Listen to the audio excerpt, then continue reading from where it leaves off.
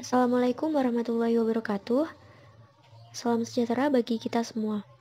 Eh, yang terhormat, Ibu Mimin selaku dosen pengampu mata kuliah kurikulum dan juga teman-teman offering C yang berbahagia. Di sini kami dari kelompok 11 akan mempresentasikan mengenai materi rancangan silabus.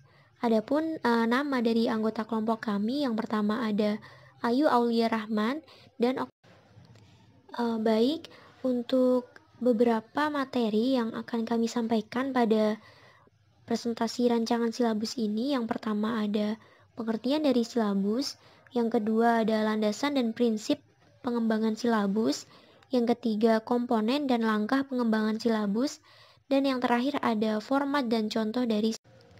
Baik, untuk yang pertama yaitu mengenai pengertian dari silabus.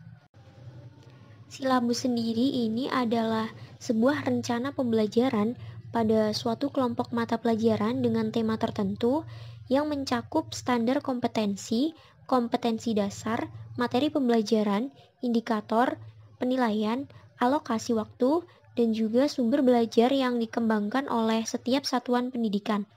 Diambil dari Badan Standar Nasional Pendidikan pada tahun 2006.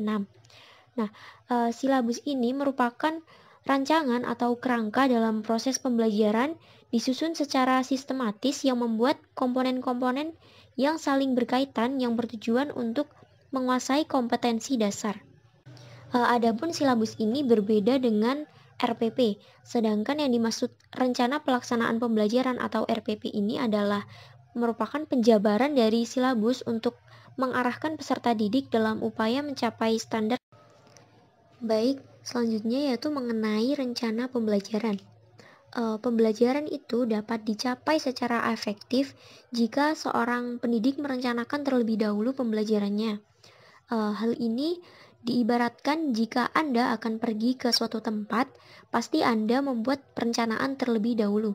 Kemana Anda akan pergi, dengan menggunakan apa Anda pergi, lalu jalan mana saja yang akan Anda lalui.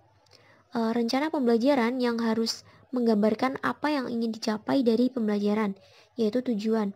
Dengan cara apa ia mencapai hasil pembelajaran atau dikatakan metode. Lalu bagaimana cara melaksanakannya, yaitu langkah-langkah pembelajaran, dan bagaimana cara melihat apakah sudah tercapai atau belum hasil pembelajaran tersebut, yaitu penilaian. Rencana pembelajaran harus dibuat sebaik mungkin agar pelaksanaan pembelajaran terorganisasi dan tujuan yang diharapkan dari pembelajaran. Selanjutnya adalah mengenai landasan dan prinsip pengembangan silabus. Landasan pengembangan silabus. Landasan pengembangan silabus adalah Peraturan Pemerintah Republik Indonesia Nomor 19 Tahun 2005 tentang Standar Nasional Pendidikan Pasal 17 Ayat 2 dan Pasal 20 yang berbunyi sebagai berikut. Pasal 17 Ayat 2, sekolah dan komite sekolah atau madrasah dan komite madrasah mengembangkan kurikulum tingkat satuan pendidikan dan silabusnya berdasarkan kerangka dasar kurikulum dan standar kompetensi lulusan. Di bawah supervisi dinas kabupaten atau kota yang bertanggung jawab di bidang pendidikan untuk SD, SMP, SMA, dan SMK, dan departemen yang menangani urusan pemerintahan di bidang agama untuk MI, MTS, MA, dan MAK. Pasal 20. Perencanaan proses pembelajaran meliputi silabus dan rencana pelaksanaan pembelajaran yang memuat sekurang-kurangnya tujuan pembelajaran, materi ajar, metode pengajaran, sumber belajar, dan penilaian hasil belajar. Selanjutnya adalah prinsip pengembangan silabus. Terdapat 8 prinsip pengembangan silabus. Yang pertama adalah ilmiah. Keseluruhan materi dan kegiatan yang menjadi muatan dalam silabus harus benar dan dapat dipertanggungjawabkan secara keilmuan.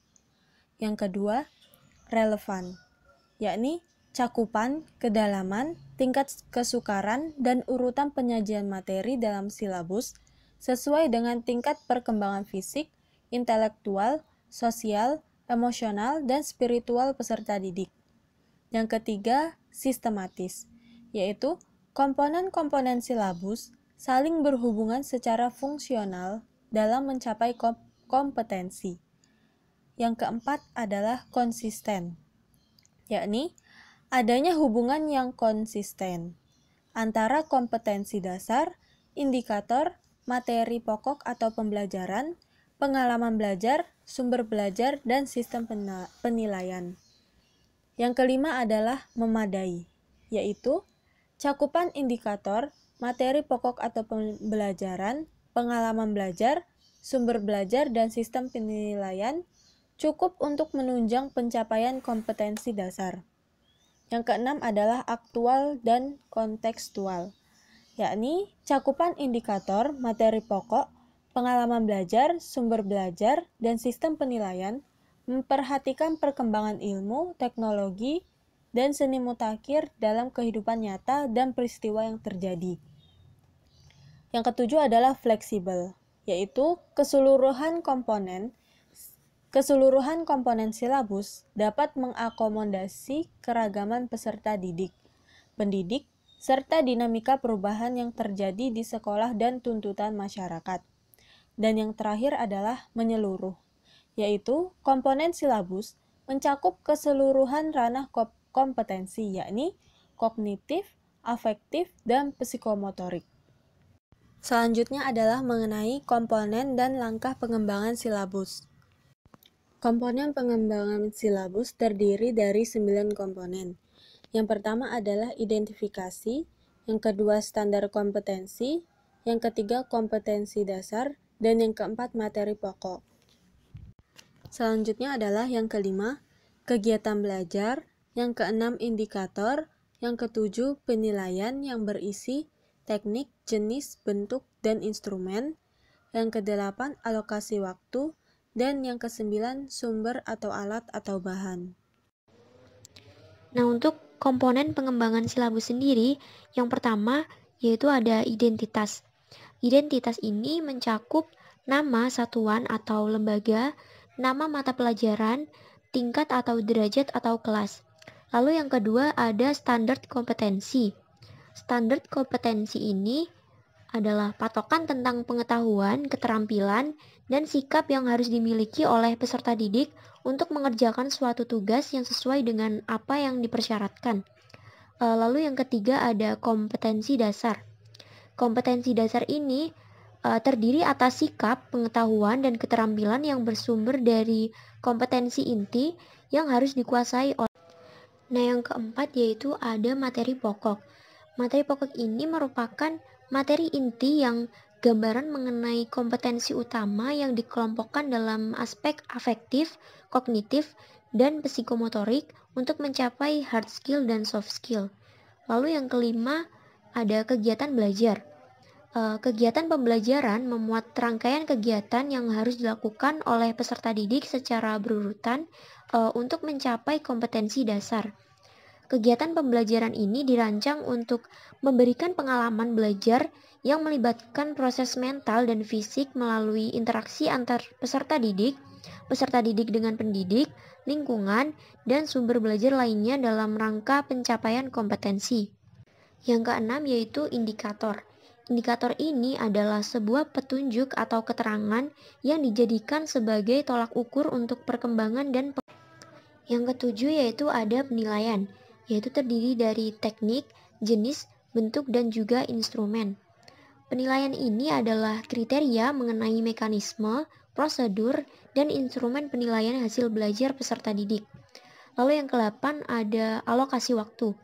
Alokasi waktu ini yang dicantumkan dalam silabus merupakan perkiraan waktu rata untuk menguasai kompetensi dasar yang dibutuhkan oleh peserta didik yang beragam. Lalu yang ke-9 ada sumber atau bahan atau alat. Sumber belajar adalah suatu rujukan, objek dan atau bahan yang digunakan untuk kegiatan pembelajaran yang berupa media cetak dan elektronik, narasumber, serta lingkungan fisik, alam, sosial, dan budaya. Penentuan sumber belajar ini didasarkan pada standar kompetensi dan kompetensi dasar serta materi pokok atau pembelajaran, kegiatan pembelajaran, dan indikator. Selanjutnya yaitu mengenai langkah-langkah dari pengembangan silabus. Nah, yang pertama yaitu mengkaji standar kompetensi dan kompetensi dasar. Standar kompetensi dan kompetensi dasar ini dapat diambil dari standar isi yang biasanya sudah baku, kecuali yang belum ada dapat disusun sendiri oleh penyusun atau pengembang silabus. Yang kedua, mengidentifikasi materi pokok atau pembelajaran.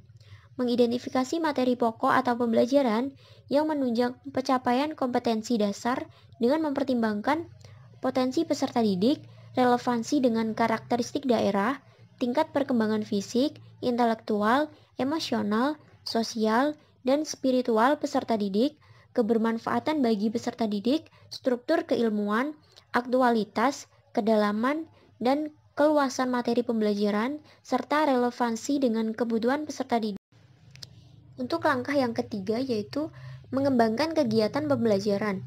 Kegiatan pembelajaran ini dirancang untuk memberikan pengalaman belajar yang melibatkan proses mental dan fisik melalui interaksi antar peserta didik dengan pendidik, lingkungan, dan sumber belajar lainnya dalam rangka pencapaian kompetensi dasar. Nah, adapun hal-hal yang harus diperhatikan dalam mengembangkan kegiatan pembelajaran ini adalah kegiatan pembelajaran disusun untuk memberikan bantuan kepada para pendidik, khususnya pendidik, agar dapat melaksanakan proses pembelajaran secara profesional. Kegiatan pembelajaran ini memuat rangkaian kegiatan yang harus dilakukan oleh peserta didik secara berurutan untuk mencapai kompetensi dasar. Selanjutnya yaitu merumuskan indikator percapaian kompetensi. Indikator merupakan penanda pencapaian kompetensi dasar yang ditandai oleh perubahan perilaku yang dapat diukur yang mencakup sikap, pengetahuan, dan keterampilan. Indikator ini dikembangkan sesuai dengan karakteristik peserta didik, mata pelajaran, satuan pendidikan, potensi daerah, dan dirumuskan dalam kata kerja operasional yang terukur dan atau dapat diobservasi. Nah, indikator ini digunakan sebagai dasar untuk menyusun alat penilaian. Untuk yang kelima yaitu penentuan jenis penilaian. Penilaian pencapaian kompetensi dasar peserta didik itu dilakukan berdasarkan indikator. Penilaian dilakukan dengan menggunakan tes dan non-tes dalam bentuk tertulis maupun lisan, pengamatan kinerja, pengukuran sikap, penilaian hasil karya berupa tugas, proyek, dan atau produk, penggunaan portofolio, dan penilaian diri. Sistem penilaian itu harus disesuaikan dengan pengalaman belajar yang ditempuh dalam proses pembelajaran.